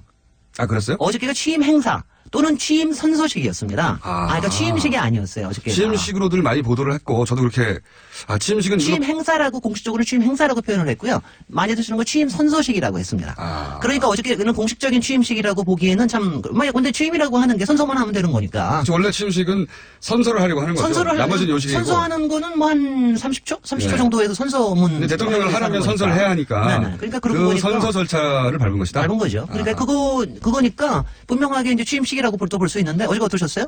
저는 마음에 들었어요. 난 짧으니까 너무 좋다. 아니 전체가 25. 그러니까 마음에 드는 거예요. 전체가 25분밖에 안 걸렸어요. 그러니까 일단은 그 앞뒤 식전 행사, 식후 행사, 뭔가 의젓 행사가 없어지니까 일단 짧으니까 집중이 돼요. 그러니까 메시지가 정확하게 들어오더라고요. 어저께 제가 사실은 오늘은 취임 공간에 정치학 할 필요가 없이 어저께 공간이 아예 싹 없어져 보니까 너무 좋더라고요. 어떠셨어요? 저도 이제 본인 성격하고 좀 닮았다. 네. 굉장히 담백하고 간단하고. 네. 성격도 군더더기도 없잖아요. 예. 근데 닮았다. 저는 취임식으로 이걸 끝내도 되겠다 싶은 생각도 들었어요. 아니, 근데 이제 그거는 끝난 겁니다. 솔직히는 취임식을 별도로 할까요? 그러니까 그거 아마 관심들이 있으실 텐데, 취임식이 될지, 아니면 무슨 행사가 될지는 모르겠는데, 할 수는 있을 거라고 봐요. 근데 이제 어저께, 끝나고 나서 또 이 카퍼레이드를, 전혀 예정이 없던 카퍼레이드를 조금 하셨잖아요. 그래서 어떻게 될지 모르는데, 뭔가가 필요하지 않을까요? 뭔가 필요한 거 없다고 보세요? 왜냐면 그동안에 취임식을 많이 보셨을 테니까, 미국의 취임식, 프랑스의 취임식, 또 우리나라의 취임식, 이걸 많이 그러니까 그동안 우리나라의 취임식이, 국회에서 취임식을 하고, 그러고 나서 광화문으로 옮겨가지고, 광화문에서, 이제 축하 행사를 하고, 이게 보통 여태까지의 되게 행사의 기본이었었거든요. 그러니까 아침에 이제 현충원 갔다가 취임식하고, 그 다음에 축하 행사하고, 이렇게 하는 거였는데, 이 중에서 이제 하나가 없어진 건데, 그 중에서 여태까지 어떤 게 좋으셨어요? 가령? 저는 취임식이 마음에 들었던 적은 없어요. 너무 길고, 요식회도 많고, 대부분. 근데 이제, 취임식 자체가 의미는 있다고 생각해요. 왜냐면은 지지한 사람이든 지지하지 않은 사람이든 이제 새로운 정부와 함께 가야 되는데, 그리고 이제 다른 나라와의 관계 속에서 그렇습니다. 초대할 사람도 필요하고, 그리고, 내가 어떤 정부를 만들어가겠다는 어떤 상징이 취임식에 담기잖아요.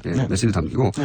그 취임식은 저는 그렇게 끝나도 되지만 한번 별도로 행사를 하는 게 필요할 수도 있겠다는 생각을 해요. 저는. 저도 비슷한 생각인 게 저는 여태까지 취임식 중에서는 사실은 이제 김대중 대통령 취임식 할 때 멋졌죠. 그때 연설이 참 기가 막혔거든요. 네, 연설의 중간에 이제 그 IMF 저거 하시면서 이렇게 중간에 울컥하실 때, 잠깐 멈추실 때. 첫 번째 정부 대책이 했고요. 그러니까 그때가 굉장히 기가 막히게 좋았거든요. 그리고 이제, 그러니까 사람마다 참 이게 다른 게, 그 다음에 노무현 대통령 하실 때는 딴 거보다도, 그러니까 노무현과 김대중이 같이 있는 사진을 하나 찍기 위해서 이게 취임식이 필요한 게 아닌가 할 정도의 그런 상징성이 있었어요. 근데 이제 이거를 어떻게 해야 되느냐. 그러니까 가령 지난번에 박근혜 대통령은 현충원과 취임식과 그다음에 광화문에 옷도 다 바꿔 입으시면서 막 다니시고 그랬는데 그러니까 뭔가 그러니까 조금 아쉽다는 생각은 좀 듭니다. 그렇죠. 그리고 이제 이거는 이게 확실하게 있는 게 우리가 여태까지 지금은 다 취임식을 다 국회 앞에서 한다고 다 생각을 하시지만 예전에는 직선제가 없었을 때는 다 체육관에서 다 그랬었거든요. 장축체육관에서 하고, 그 다음에 잠실체육관에서 하고, 그런 때도 있었어요. 바로 당선이니까. 글쎄 말이죠. 그럴 때도 있었으니까. 근데 이제 지금 이렇게 우리가 찾아낸 행사인데, 뭔가를 하는 게 광화문에서 할 가능성도 있을 수도 있겠네요. 근데 저는, 솔직히는 제가, 이게 이제 시간도 많지 않으니까 오늘 그냥 너무 소소하게 되는데, 제가 여태까지 모든 그 취임식에서 가장 좋은 게 뭐냐면은, 그러니까 동서양 다 막론해서 제일 좋은 게 그 미국 대통령이 취임식이 끝나고 길에 퍼레이드를 하는 게 있어요. 걸어서. 맞습니다. 저는 그게 그렇게 부럽더라. 그러니까 저는 그냥 내내 부러웠어요, 그게. 내내 그게 뭐냐면 거기가 컨그레스 홀에서 캐피털 힐에서 하고 앞에서 크게 취임식을 하고 뒤로 거리로 나와가지고 거리 행진을 하는 거거든요. 근데 그때 그냥 그게 2월달이니까 무지 추운데 이 사람들이 모자도 못 쓰고 아무것도 못 하고 그리고 또 영부인은 또 이쁜 드레스까지 입고 그러고서는 이제 다 다니면서 이제 길에서 걸어 다니면서 하거든요. 시민들이 도열해 있죠. 시민이 도열을 하고 그리고 이제 그러니까 그게 왜냐면 사실 뭐든 피 클 것 같아. 아마 이제 대통령으로서는 그 다음에 미국에서는 뭐 특히 무도회라든가 이런 것도 굉장히 유명하니까. 근데 그럴지 모르겠는데 시민의 입장에서는 도보 프레이드를 하는 게 짧더라도. 그러니까 그 광화문에서 할 수 있잖아요. 광화문에서 시청 정도까지 걸을 수 있죠. 제가 맨날 주장하는 거로 우리의 광장은 광화문부터 서울역이다. 여기 이거를 그렇게 많이 걸어요? 다 걸어봤자 2km밖에 안 돼요. 시청까지 가면 안 될까요? 아니 시청까지만 하면은 이제 통합 저게 될 때고 서울역까지 하면 또 새로운 미래로 출발하는 것까지 해서 기차 타고 출발이요? 그렇게 하면은 한 200~300만 모일 수 있지 않을까. 사람은 많이 모이겠죠. 네네. 그러니까 그러니까 미국의 그 취임식이 좋은 게 그 캐피톨 힐 앞에 인디펜던스 몰에 굉장히 많은 사람들이 모여서 한 200~300만이 모이거든요. 근데 근데 우리는 국회 안에서 하면은 많아봤자 60만 정도 모입니다. 60만한테 사실은 카드를 보내고 초청장을 보내고 그러면 실제로 2~30만. 박사님 아이디어로 하자면 좀 좋은 아이디어라고 생각이 들어요. 그러니까 공식 행사라는 게 결국은 이제 취임식에 어떤 메시지가 담기는데 취임 연설에 그거 짧게 하고 그냥 걷고 들어가라. 걷고 같이 시민들 어저께도 뭐 같이 잘 걸으시던데. 그거 좋네요. 잘 걷고 하는 게 난 굉장히 좋을 것 같아요. 그러니까 그런 정도 그리고 앞으로도 우리의 그 취임 문화에 대해서 조금은 생각을 해보는 것도 좀 분명히 필요할 것 같아요. 그리고 그렇게 퍼레이드를 하면 그 사이사이에 그 이른바 세계 대사들하고의 만남, 그다음에 시민들하고의 만남, 뭐 이런 것들도 충분하게 그 사이사이가 있을 수가 있거든요. 그러니까 그렇게 하는 거가 어떠신지 생각해 주십시오. 제가 생각한다고 뭐. 아니 생각해 누군가 생각해 주시겠지. 그럼 주장하죠 여기서 계속. 뭔가 한다면 안 한다면 뭐 안 하는 것이고. 아직 지금 한 달쯤은 정신없을 테니까. 뭔가 하게 된다면. 내가까지 다 꾸리고 난 다음에. 뭔가 하게 된다면 취임식을 따로 한다기보다는 이제 감사하다고. 퍼레이드를 짧게 하는 게 어떠냐. 그러니까 저는 퍼레이드라는 표현을 하지 마. 그냥 걷자. 같이 걷자. 걷기. 걷기. 같이 걸을 수는 없어요. 아니. 그러니까 그 미국에서도 마찬가지입니다. 주변에는 다 경호원이 쌉니다. 그렇지만 굉장히 자연스럽게 같이 걷죠. 그리고 내가 또 저기 비서실장도 다 같이 걸으라고요. 걸어야 돼. 걸어야지 튼튼해집니다. 건강해집니다. 그런 의미 있는 행사가 한 번은 필요한 것 같긴 합니다. 그렇습니다. 저는 그런 게 좀 필요할 것 같아요. 뭐 어쨌든 새로운 정부 출범인데 TV로만 봤으니까요. 그래서 거창한 행사는 아니어도 많은 사람들이 같이 참여하거나 지켜볼 수 있을 정도 행사는 있으면 좋겠네요. 돈 많이 안 들고. 걷기요. 걷기. 그거 좋은데요. 그러면 그 공간의 정치학, 걷기. 그럼 제가 또 한 번 또 할 수 있죠. 다른 나라에도 그런 게 있나요? 저도 다른 나라에 딱 하나가 그 아까 얘기하는 미국하고 그다음에 그 프랑스에서 엘리제궁에서 하고 이 사람 좀 웃겨요. 샹젤리제를 퍼레이드를 해요. 샹젤리제를 퍼레이드를 하고 그때 걷지는 않는데 샹젤리 퍼레이드를 하고 난 다음에 거기 개선문 있잖아요. 거기는 개선문 안에 그 호국 영령들의 그 무슨 뭐가 있거든. 그 혁명 전사들 거기에 가서 하는데 그것도 아주 굉장히 근사합니다. 그러니까 같이 걸으면 굉장히 좋습니다. 자, 이제 끝나고 유정 아나운서 고기 먹으러 가야 되기 때문에 같이 가시죠. 여기까지 하겠습니다.